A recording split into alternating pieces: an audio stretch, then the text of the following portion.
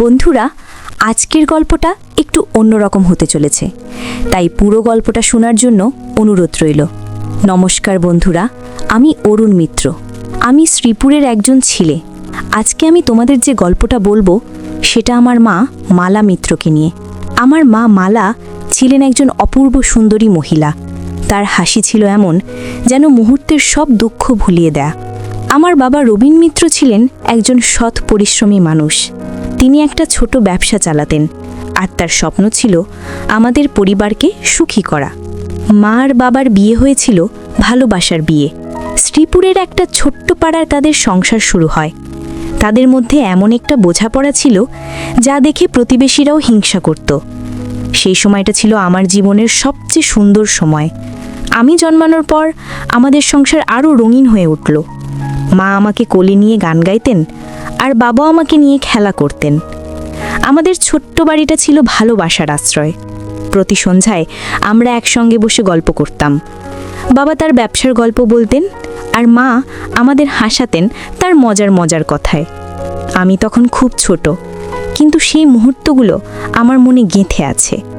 কিন্তু সুখের দিন বেশি দিন থাকে না, তাই না? আমার বয়স যখন 5 বছর, তখন বাবার ব্যবসা বড় করার জন্য তাকে শ্রীপুরের বাইরে যেতে হলো।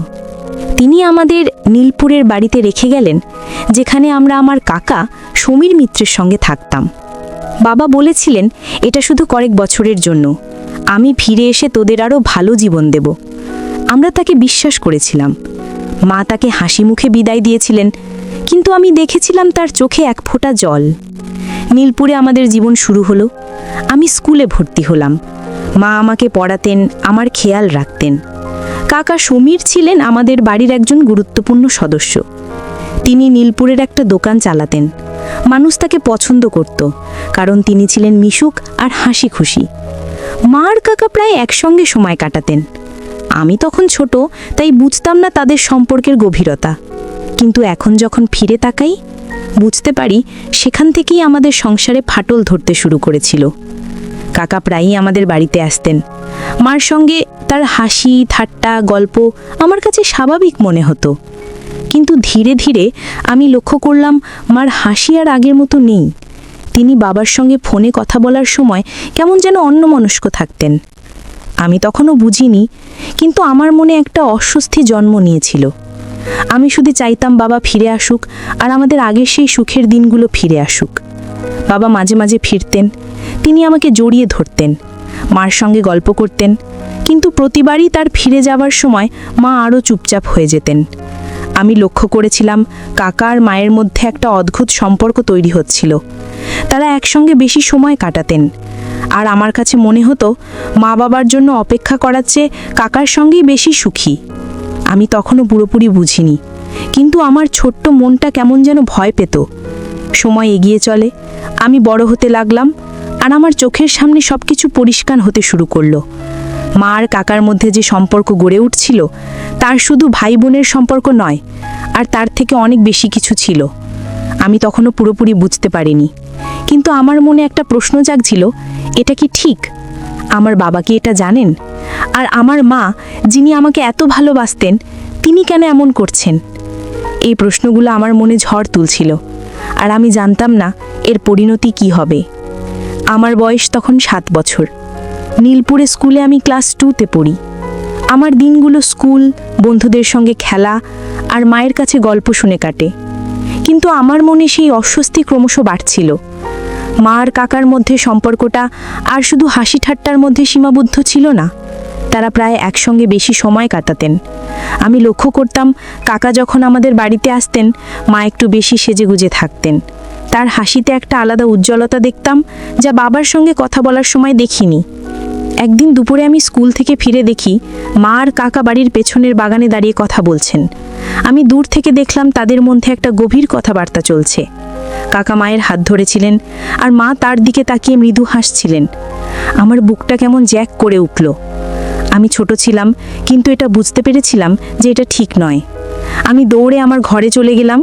মনের মধ্যে একটা ঝড় বয়ে যাচ্ছিল, কিন্তু আমি কাউকে কিছু বলতে পারিনি। বাবা মাঝে মাঝে ফোনে কথা বলতেন।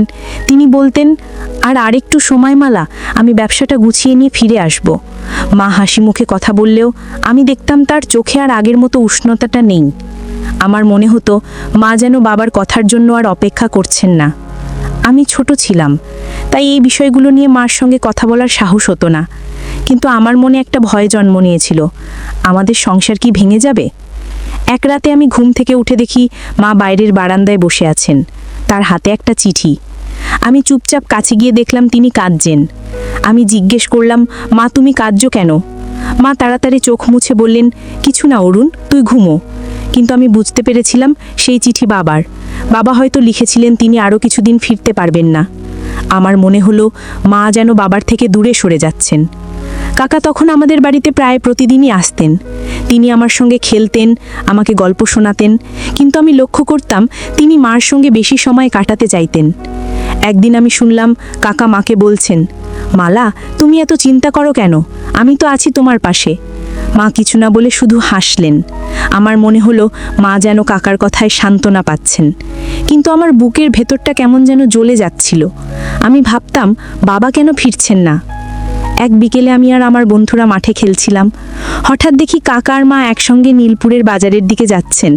তাদের হাসি গল্প দেখে নীলপুরের লোকেরাও ফিসফিস করছিল। আমার এক বন্ধু আমাকে বলল, অরুণ তোর মা আর তোর কাকা এত কাছাকাছি কেন? আমি কিছু বলতে পারিনি। আমার মুখ শুকিয়ে গেছিল। আমি শুধু মনে মনে প্রার্থনা করতাম যেন আমার সন্দেহ সত্যি না হয়।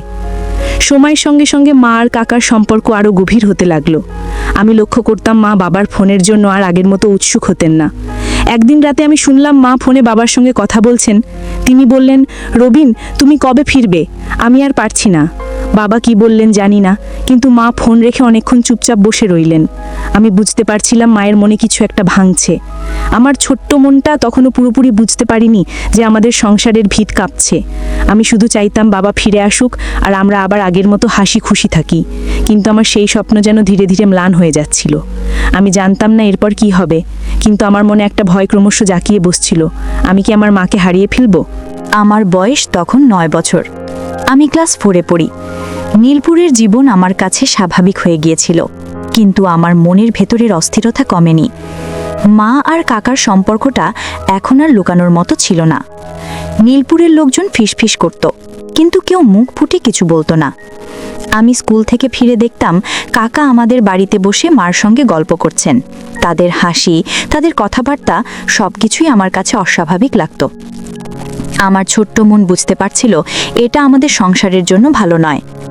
একদিন সন্ধ্যায় আমি আমার ঘরে পড়তে বসেছিলাম। মা আর কাকা বাইরে বারান্দায় বসে কথা বলছিলেন। আমি শুনতে পেলাম কাকা বলছেন, মালা তুমি কেন এত ভাবো? রবিন তো এখন আর ফিরছে না, তুমি তোমার জীবন নিয়ে ভাবো। মা কিছুক্ষণ চুপ করে থেকে বললেন, সমীর আমি জানি না কি ঠিক, আমার মনে শান্তি নেই। আমার বুকটা কেঁপে উঠল। আমি বুঝলাম মা বাবার থেকে অনেক দূরে সরে গেছেন। আমি দৌড়ে বাইরে গিয়ে বললাম, মা তুমি বাবার সঙ্গে কথা বলো, উনি ফিরে আসবেন। মা আমার দিকে তাকিয়ে শুধু হাসলেন, কিন্তু সেই হাসিতে কোনো উষ্ণতা ছিল না। বাবা একবার নীলপুরে ফিরলেন। আমি তাকে দেখে দৌড়ে গিয়ে জড়িয়ে ধরলাম। তিনি আমাকে কোলে তুলে বললেন, অরুণ তুই এত বড় হয়ে গেছিস। কিন্তু আমি লক্ষ্য করলাম মা আর বাবার মধ্যে আগের মতো কথাবার্তা নেই। মা বাবার সঙ্গে কথা বলতেন, কিন্তু তার চোখ অন্যদিকে থাকত। বাবা যখন তার ব্যবসার গল্প বলতেন, মা শুধু মাথা নাড়তেন। আমি বুঝতে পারছিলাম আমাদের সংসারে সে আগের সুখ আর নেই। বাবা 3 দিন থেকে আবার চলে গেলেন। আমি তাকে জিজ্ঞেস করলাম, বাবা তুমি কবে ফিরবে? তিনি বললেন, খুব শিগগির অরুণ।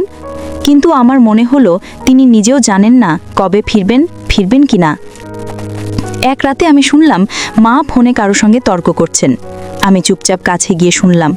তিনি বলছিলেন, রবিন তুমি কেন বুঝতে চাও না? আমি এখানে একা থাকতে পারি না। বাবা কি বললেন জানি না, কিন্তু মা ফোন রেখে কাঁদতে লাগলেন। আমি তার কাছে গিয়ে বললাম, মা তুমি কাঁদছো কেন? বাবা ফিরে আসবেন। মা আমাকে জড়িয়ে ধরে বললেন, অরুণ তুই বড় হলে বুঝবি। আমি কিছু বুঝলাম না, কিন্তু আমার মনে হলো মা যেন বাবাকে আর চান না। কয়েক মাস পর একটা ঘটনা ঘটল যা আমার জীবন বদলে দিল। একদিন সকালে আমি স্কুল থেকে ফিরে দেখি মা আর কাকা বাড়িতে নেই। আমি প্রতিবেশীদের কাছে জানতে পারলাম তারা দুজনে শহরে গেছে। আমার মনটা খারাপ হয়ে গেল। আমি বুঝতে পারছিলাম মা আর কাকার সম্পর্ক এখন আর শুধু বন্ধুত্বের নয়। নীলপুরের লোকজনের কথাবার্তায় আমি শুনলাম তারা বলছে মালা আর সমীরের এটা ঠিক হচ্ছে না, রবিনের সঙ্গে এমন করা উচিত নয়। আমি কিছু বলতে পারিনি, শুধু মনে মনে ভাবতাম আমার বাবা কেন এখনো ফিরছেন না। একদিন রাতে আমি শুনলাম মা আর কাকা বাড়ির পেছনে কথা বলছেন। কাকা বলছিলেন, মালা, তুমি রবিনের জন্য আর অপেক্ষা করো না, আমি তোমাকে সুখী করব। আমি আর শুনতে পারলাম না। আমি আমার ঘরে গিয়ে কাঁদতে লাগলাম। আমার মনে হচ্ছিল আমি আমার মাকে হারিয়ে ফেলছি। আমি বাবাকে ফোন করতে চাইলাম, কিন্তু সাহস পেলাম না। আমি শুধু প্রার্থনা করতাম যেন আমাদের সংসার আবার আগের মতো হয়। কিছুদিন পর বাবা ফিরলেন। এবার তিনি অনেক দিন থাকবেন বলে এসেছিলেন। আমি খুব খুশি হলাম, কিন্তু মা আর বাবার মধ্যে তখন আর কোনো কথা হতো না।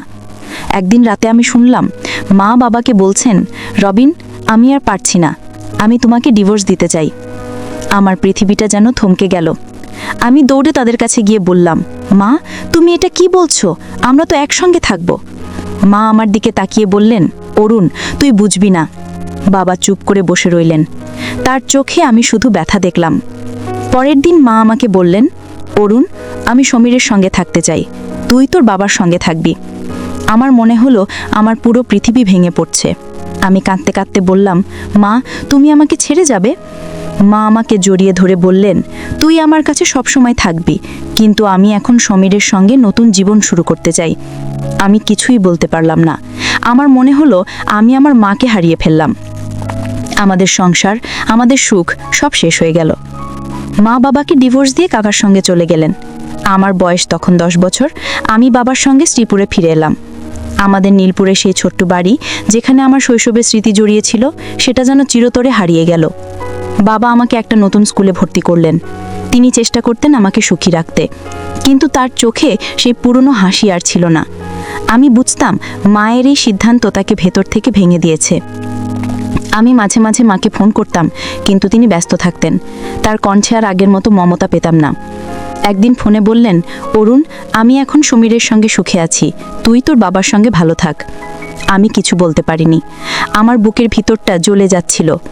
আমার মা, যিনি আমাকে কোলে নিয়ে গান গাইতেন, তিনি যেন এখন একজন অপরিচিত মানুষ। আমি বাবাকে জিজ্ঞেস করলাম, বাবা, মা কেন আমাদের ছেড়ে গেলেন? বাবা শুধু বললেন, অরুণ, কখনো কখনো মানুষ ভুল পথ বেছে নেয়।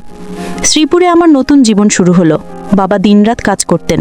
আমি স্কুলে যেতাম, পড়াশোনায় মন দিতাম, কিন্তু আমার মনের কোণে মায়ের স্মৃতি বারবার ফিরে আসতো। আমি ভাবতাম, মা কি সত্যি কাকার সঙ্গে সুখী? আমি শুনেছিলাম মা আর কাকা নীলপুরে একসঙ্গে থাকছেন। নীলপুরের লোকজন তাদের নিয়ে কথা বলতো, কিন্তু আমি আর সেসব শুনতে চাইতাম না। আমি শুধু চাইতাম মা একদিন ফিরে আসুক, আমাকে জড়িয়ে ধরুক। কয়েক মাস পর একটা খবর পেলাম। নীলপুরের এক প্রতিবেশী ফোন করে বাবাকে বললেন, মা আর কাকার মধ্যে ঝগড়া শুরু হয়েছে। আমি বাবার পাশে বসে সব শুনলাম। প্রতিবেশী বললেন, সমীর আর মালার মধ্যে এখন প্রায় ঝগড়া হয়। সমীর মালাকে আর আগের মতো সম্মান করে না। আমার মনে হলো মা হয়তো এখন বুঝতে পারছেন তিনি কি ভুল করেছেন। আমি বাবাকে বললাম, বাবা, আমরা মাকে ফিরিয়ে আনো। বাবা শুধু মাথা নাড়লেন। তিনি বললেন, অরুণ, যে নিজে থেকে চলে যায় তাকে ফিরিয়ে আনা যায় না। সময় গড়িয়ে চলল। আমি তখন ক্লাস 6-এ। একদিন স্কুল থেকে ফিরে দেখি বাবা ফোনে কারো সঙ্গে কথা বলছেন। তার মুখ গম্ভীর। ফোন রেখে তিনি আমাকে বললেন, অরুণ, তোর মা অসুস্থ। আমি চমকে উঠলাম। জিজ্ঞেস করলাম, মা, কি হয়েছে? বাবা বললেন, তোর মা অনেক মানসিক চাপে আছে, তিনি ডাক্তারের কাছে যাচ্ছেন। আমার মনে হলো মা হয়তো কাকার সঙ্গে সুখী নন। আমি বাবাকে বললাম, আমি মাকে দেখতে যাব। বাবা আমাকে বাধা দিলেন না। আমি আর বাবা নীলপুরে গেলাম। মাকে দেখে আমার বুকটা কেঁপে উঠল। তিনি আর আগের মতো নেই। তার চোখে ক্লান্তি, মুখে হাসি নেই। আমি তাকে জড়িয়ে ধরে বললাম, মা, তুমি আমাদের সঙ্গে ফিরে চলো। মা শুধু আমার মাথায় হাত বুলিয়ে বললেন, অরুণ, আমি এখন এখানেই থাকবো। কাকা আমাদের সঙ্গে কথা বললেন, কিন্তু তার কথায় কোনো উষ্ণতা ছিল না। আমি বুঝলাম মা আর কাকা সম্পর্কে সেই পুরনো ভালোবাসা নেই। মা যেন নিজের ভুলের জন্য শাস্তি পাচ্ছেন। আমরা শ্রীপুরে ফিরে এলাম। আমি মাঝে মাঝে মাকে ফোন করতাম, কিন্তু তিনি ক্রমশ কম কথা বলতেন। একদিন নীলপুর থেকে খবর এলো মা গুরুতর অসুস্থ। তার মানসিক অবস্থা এতটাই খারাপ হয়েছে যে তিনি ডাক্তারের কাছে নিয়মিত যাচ্ছেন। আমি বাবাকে বললাম, বাবা, আমাদের মাকে দেখতে যেতে হবে। বাবা অনেকক্ষণ চুপ করে থেকে বললেন, ঠিক আছে অরুণ, আমরা যাব। আমরা নীলপুরে পৌঁছালাম। মাকে দেখে আমার চোখে জল চলে এলো। তিনি আর আগের সেই মালা মিত্র নেই। তার চোখ ফাঁকা, মুখে কোনো হাসি নেই। আমি তাকে জড়িয়ে ধরে বললাম, মা, তুমি আমাদের সঙ্গে চলো। কিন্তু মা শুধু আমার দিকে তাকিয়ে ম্লান হাসলেন। মা আর কাকার মধ্যে তখন কোনো সম্পর্ক ছিল না বললেই চলে। কাকা মাকে অবহেলা করতেন। আমি শুনেছিলাম তিনি মাকে দোষারোপ করতেন, এমনকি তার সঙ্গে কঠোর ব্যবহার করতেন। মা যেন নিজের ভুলের শাস্তি পাচ্ছিলেন। আমি বাবাকে বললাম, বাবা, মাকে আমরা নিয়ে যাই। কিন্তু বাবা বললেন, অরুণ, তোর মা নিজের পথ বেছে নিয়েছেন, আমরা তাকে জোর করে ফিরিয়ে আনতে পারি না। আমার মন ভেঙে গেল। আমি শুধু চাইতাম মা আবার আমাদের কাছে ফিরে আসুক। কিছুদিন পর একটা ভয়ঙ্কর খবর এলো। মা গুরুতর অসুস্থ হয়ে হাসপাতালে ভর্তি। তার মানসিক অবস্থা এতটাই খারাপ হয়েছিল যে তিনি কখনো কখনো নিজের সঙ্গে কথা বলতেন। আমি আর বাবা হাসপাতালে গেলাম। মাকে দেখে আমার হৃদয় ভেঙে গেল। তিনি আমাকে শুধু বললেন, অরুণ, আমি ভুল করেছি, আমাকে মাফ করে দিস। আমি কাঁদতে কাঁদতে বললাম, মা, তুমি সুস্থ হয়ে ওঠো, আমরা আবার একসঙ্গে থাকব। কিন্তু মার চোখে আমি একটা শূন্যতা দেখলাম, যেন তিনি জানতেন তার সময় ফুরিয়ে আসছে। এক বিকালে আমরা আরেকটা ভয়ঙ্কর খবর পেলাম। মা হাসপাতাল থেকে বেরিয়ে গিয়েছিলেন, কেউ জানে না কিভাবে। কিন্তু তিনি নীলপুরের রাস্তায় ঘুরছিলেন। সেদিন একটা গাড়ি দুর্ঘটনায় মা আর বেঁচে নেই। আমি যখন এই খবর পেলাম, আমার পৃথিবীটা যেন থমকে গেল। আমি দৌড়ে হাসপাতালে গেলাম, কিন্তু মাকে আর দেখতে পেলাম না। আমার মা, যিনি আমাকে এত ভালোবাসতেন, তিনি চলে গেলেন চিরতরে। আমি বাবার বুকে মুখ লুকিয়ে কাঁদতে লাগলাম। মায়ের মৃত্যুর পর আমি আর বাবা শ্রীপুরে ফিরে এলাম। আমার মনে মায়ের স্মৃতি বারবার ফিরে আসতো। আমি ভাবতাম, মা যদি সেদিন বাবাকে না ছেড়ে যেতেন, তাহলে হয়তো আজ তিনি আমাদের সঙ্গে থাকতেন। কাকার সঙ্গে তার জীবন শুধু দুঃখ আর যন্ত্রণায় ভরে গিয়েছিল। আমি বুঝতে পারলাম, মা তার ভুলের জন্য জীবন দিয়ে মাসুল দিয়েছেন। আমার মনে একটা শিক্ষা গেঁথে গেল, পাপ কখনো কাউকে ছাড় দেয় না। বছরগুলো গড়িয়ে গেল, আমি বড় হলাম, কিন্তু মায়ের সেই হাসি, তার সেই মমতা আমার মনে রয়ে গেল। আমি আর বাবা একে অপরের সঙ্গে থেকে জীবন চালিয়ে গেলাম, কিন্তু আমাদের সেই পুরনো সুখের সংসার আর ফিরে এলো না। মায়ের জীবন আমাকে শিখিয়েছে একটা ভুল সিদ্ধান্ত কিভাবে একটা পুরো পরিবারকে ধ্বংস করে দিতে পারে। আমি প্রতিজ্ঞা করলাম, আমি কখনো এমন পথ বেছে নেব না যা আমার প্রিয়জনদের কষ্ট দেবে। আজ আমি তোমাদের এই গল্প বললাম কারণ আমি চাই না কেউ আমার মায়ের মতো ভুল করুক। ভালোবাসা, বিশ্বাস আর সততা, এই জিনিসগুলোই একটা সংসারকে টিকিয়ে রাখে। মা তার মোহের জন্য সব হারিয়েছেন। তার জীবন আমাদের শেখায়, সৃষ্টিকর্তা কখনো কখনো এই দুনিয়াতেই পাপের শাস্তি দিয়ে দেন। আমি আমার মাকে হারিয়েছি, কিন্তু তার এই শিক্ষা আমার সঙ্গে চিরকাল থাকবে। বন্ধুরা, ভিডিওটি ভালো লাগলে লাইক, কমেন্ট, শেয়ার এবং সাবস্ক্রাইব করে আমাকে সাপোর্ট করবেন। ভিডিওটি দেখার জন্য সবাইকে ধন্যবাদ।